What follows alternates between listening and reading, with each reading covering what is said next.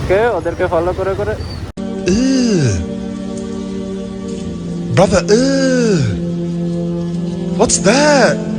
এই ফুটেজগুলো রাখা যাবে না, এখানে অনেক অকারেন্স করছে। Legal only when police there. Police not there, Habibi, everything legal. কুত্তার সো ইয়ো, কি অবস্থা সবার? আমি আধুনিক ভিডিও এডিটর অ্যান্ড পাশাপাশি হচ্ছে রাইডার। ভাবছিলাম আজকে ভালো কিছু ব্লগ করব, বাট মানে পারি নাই। তো চলেন কাহিনী রাইড করতে করতেই বলি। তো বেসিক্যালি আজকে হচ্ছে নীলক্ষেতে একটা কাজে গেছিলাম। তো ওখান থেকেই যাওয়ার পথে আমার সাথে আমার ফ্রেন্ড ছিল।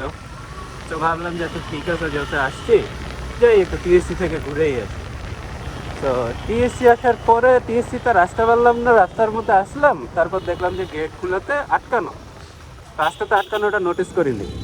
দেখলাম যে ভিড় ডিউর পোলাপে ঢুকাচ্ছে কেন, ওরা হচ্ছে বহিরাগত ঢুকতে দিবে না। আমি কাছাকাছি গেলাম গেট পর্যন্ত, এরপর আমাকে দাঁড় করাইলো। তো আমাকে জিজ্ঞেস করলাম কই যাবো, আমরা বললাম যে ঠিক আছে আমি টিএসসি যাবো।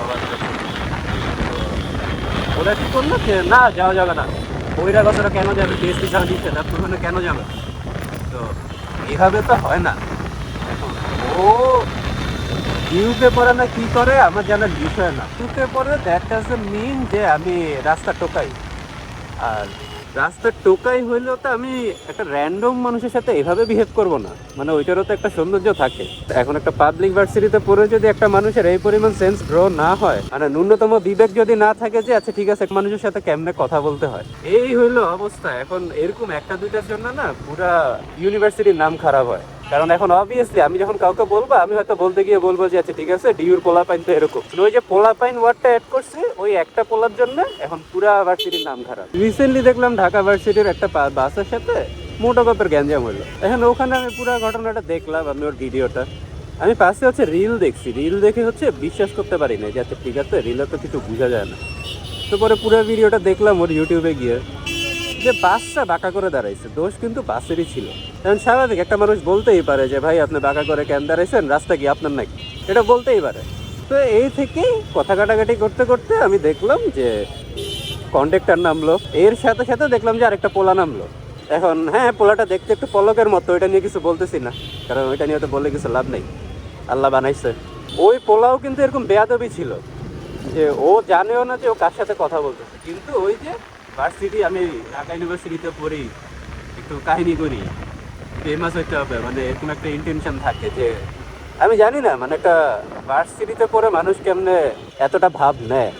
কারণ এমন না যে ও একলা পড়তেছে, ভার্সিটিতে আরও অনেক স্টুডেন্ট আছে, আর ভার্সিটি ও কিনেও নেয় নেই।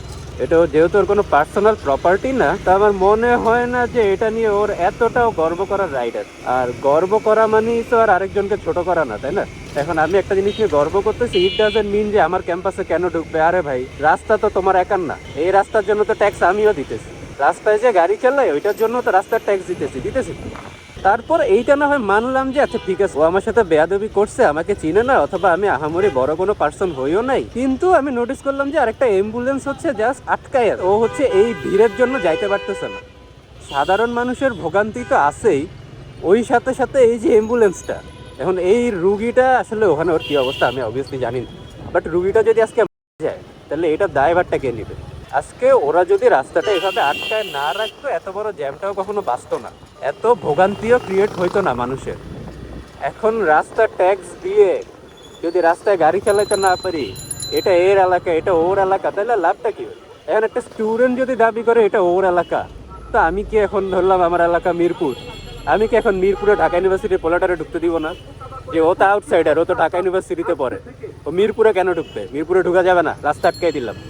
তো এখন এরকম তো হয় না, মানে it doesn't work like that.